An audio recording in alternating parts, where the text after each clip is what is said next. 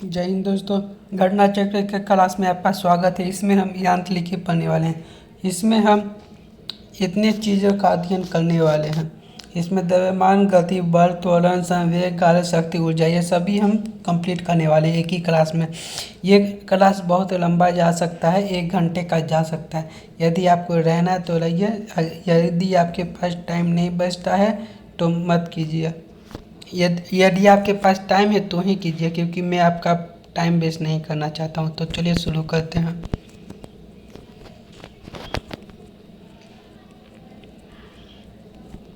तो चलिए देखते हैं। साधारण यंत्र किसी व्यक्ति की सहायता करता है, तो आपका सही आंसर है कम बल वाला प्रयोग करने भी उतनी ही मात्रा में कम करने में। नहीं देखते हैं। एक व्यक्ति एक संवेदनशील तराजू पर खड़ा है। यदि वह गहरी सांस अंदर लेता है तो तराजू की रीडिंग क्या होगी? तो आपका सही आंसर है बढ़ेगी। निम्नलिखित में से कौन राशि सदिश नहीं है? मतलब सदिश नहीं तो अदिश है। इनमें से कौन अदिश है? तो ये आयतन अदिश है। नेक्स्ट देखते हैं। निम्नलिखित में से कौन सी सदिश राशि है? मतलब सदिश है तो अदिश नहीं है। तो आपका सही आंसर है विस्थापन सदिश है। निम्न में से कौन सी सदिश राशि नहीं है? इसका मतलब अदिश है, तो गति अदिश है। निम्नलिखित में से कौन सी अदिश राशि है? तो सही आंसर है दाब। निम्नलिखित में से कौन सी एक सदिश राशि है? तो आपका सही आंसर है संवेग। यदि वीडियो पसंद आए तो सब्सक्राइब लाइक कीजिएगा दोस्तों, और कमेंट में आंसर दीजिएगा। पदार्थ के संवेग और वेग के अनुपात में कौन सी भौतिक राशि प्राप्त की जाती है? तो सही आंसर है द्रव्यमान। बल गुणनफल है तो किसका है? तो द्रव्यमान और त्वरण का। निम्नलिखित में से कौन सा एक गैर संपर्क बल है? तो आपका सही है चुंबकीय बल। इसमें कोई सा भी संपर्क नहीं रहता, यह खुद उत्पन्न होता है। यदि किसी धन और पृष्ठ क्षेत्रफल को निरूपित करने वाली संख्या मापन हो तो उस धन के किनारे की लंबाई माप की इकाई में होगी। तो कितनी होगी? तो सही आंसर है 6 होगी। नेक्स्ट देखते हैं। ऊर्जा का संरक्षण आशय है। ऊर्जा का संरक्षण क्या कहलाता है? तो ऊर्जा ना तो सृजन हो सकता है और ना ही निर्माण, इसका नाश हो सकता है। मतलब ऊर्जा को ना ही कोई उत्पन्न किया जा सकता है, ना इसका कोई नाश कर सकता है। हमारे द्वारा उपयोग किए जाने वाले ऊर्जा के अधिकांश स्रोत संगलित और सौर ऊर्जा का प्रतिनिधित्व करते हैं। निम्नलिखित में से कौन सा अंततः सूर्य की ऊर्जा से व्युत्क्रमुक नहीं होता है? तो सही आंसर है नाभिकीय ऊर्जा और आपका भूतापीय ऊर्जा। ये दोनों होगा, ए और बी दोनों होगा। नेक्स्ट देखते हैं।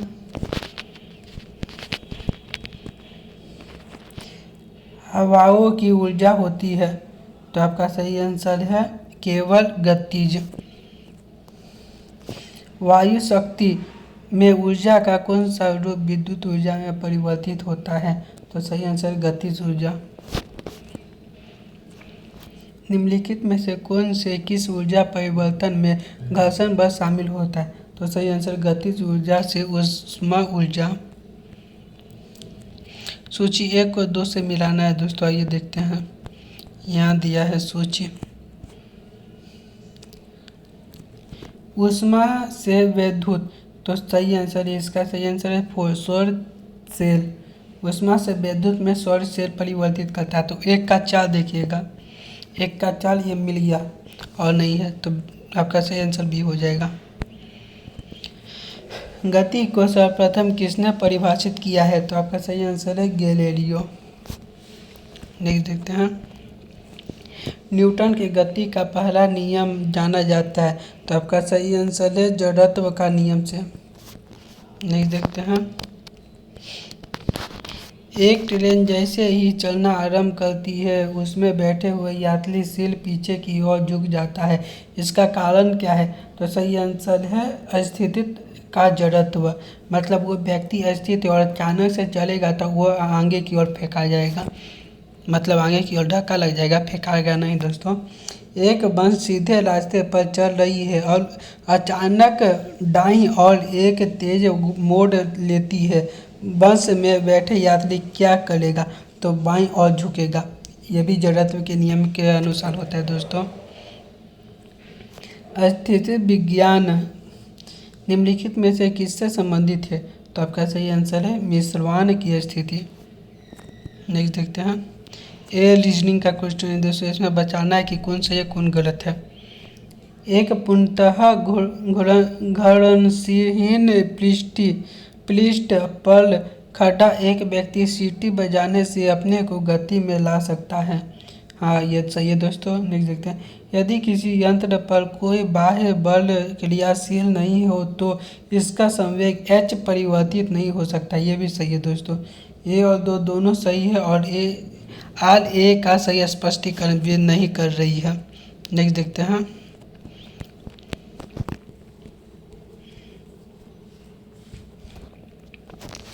सड़क पर चलने की अपेक्षा बर्फ पर चलना कठिन है, क्योंकि क्यों कठिन होता है? बर्फ में सड़क की अपेक्षा घर्षण कम होता है इसीलिए, और बालू में भी यही होता है दोस्तों।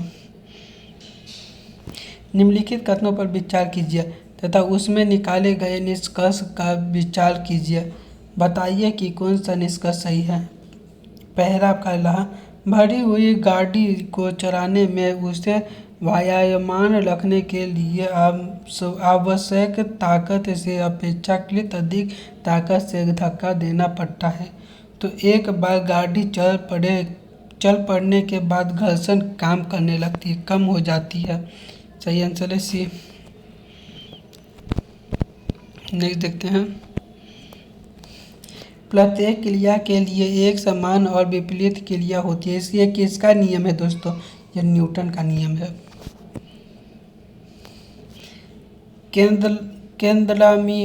केंद्रमुखी बल किसके लिए जिम्मेदार है? तो आपका सही आंसर है वस्तु के वृत्ताकार पथ पर गतिमान रखना।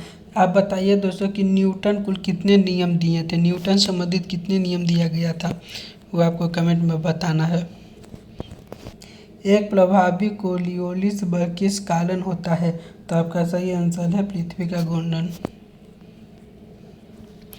एक मनुष्य के स्थिर नाव में 5 मीटर प्रति सेकंड की चाल में कूदा और नाव 0.5 मीटर प्रति सेकंड की चाल से घिसकी। बताइए कि नाव का द्रव्यमान मनुष्य के द्रव्यमान का कितना गुना होगा? तो आपका सही आंसर है 10 गुना होगा। एक 0.12 kg द्रव्यमान की एक गेंद जो 20 मीटर पर सेकंड माइनस स्क्वायर की चाल से चल रही है कि ये वर्णांड तरंग दैर्घ्य क्या होगी? तो आपका सही आंसर है डी 2.76 इंटू 10⁻34 मीटर। नेक्स्ट देखते हैं। एक ट्रक, एक कार और एक मोटरसाइकिल की गति जो समान है, यदि समान अवरोध बल लगाए जाए और वे क्रमशः XYZ दूरी पर रुके तो क्या होगा? तो सही आंसर है बराबर सब हो जाएगा। दो समान द्रव्यमान की वस्तुओं की गति ऊर्जा का अनुपात 4:9 है तो उनके वेगों का अनुपात क्या होगा? तो इसका सही आंसर 2:3 हो जाएगा दोस्तों। नेक्स्ट देखते हैं। इसमें नॉमेलिकल ज़्यादा रहता है दोस्तों, फिजिक्स है ना, नॉमेलिकल। अब एग्जाम में नॉमेलिकल नहीं पूछा था, इसलिए आपको नॉमेलिकल पे इतना ध्यान देने की कोई आवश्यकता नहीं है। साइकिल और कारों में बॉल बेयरिंग का प्रयोग होती है क्योंकि पहिया और घुड़ी के बीच संस्पर्श का प्रभाव क्षेत्र घट जाता है। नेक्स्ट देखते हैं। ये हो गया दोस्तों बॉल बेयरिंग। एक व्यक्ति कार में जो नीलाम में बैठा है सड़क से काल के 4 पहियों में से प्रत्येक पर प्रतिक्रिया आल है। जब काल सीधी समतल सड़क पर चलेगी तो अगले पहियों में प्रत्येक पर प्रक्रिया में क्या परिवर्तित आएगी? तो आपका सही आंसर है यह आल के बराबर होगा।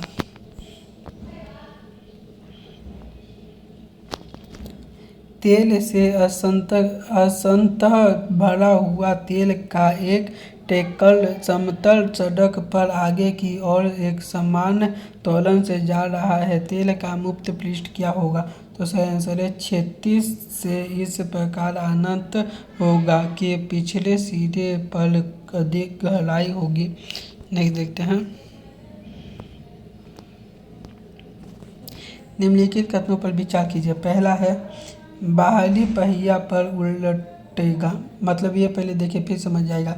एक तीक्ष्ण वृत्ताकार पथ पर तीव्र गति से जाता हुआ 4 पहिया वाला वाहन क्या होगा?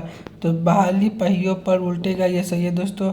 अंदर के पहिया पर उल्टेगा, ये गलत है दोस्तों। बाहर की तरफ फिसलेगा, ये सही है दोस्तों। अंदर की तरफ फिसले, ये गलत है दोस्तों। 1 और 3 सही है, बस 1 3 देखते हैं।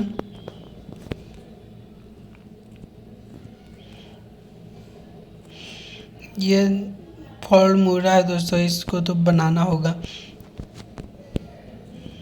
ज़्यादातर फॉर्मूला ही पूछा गया। त्वरण ज्ञात करने का सही सूत्र क्या है, ये बताइएगा दोस्तों।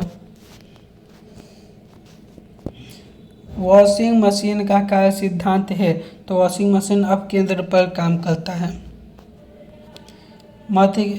मथने के पश्चात क्रीम का दूध से पृथक हो जाने का कारण क्या होता है? तो सही आंसर है अपकेंद्रीय बल। बस दोस्तों ये अब ख़त्म हो गया, आज के लिए इतना ही था। और अब हम कल गुरुत्वीय के अधीन गति पढ़ेंगे। आज के इतना ही दोस्तों, मिलेंगे नेक्स्ट क्लास में। जय हिंद।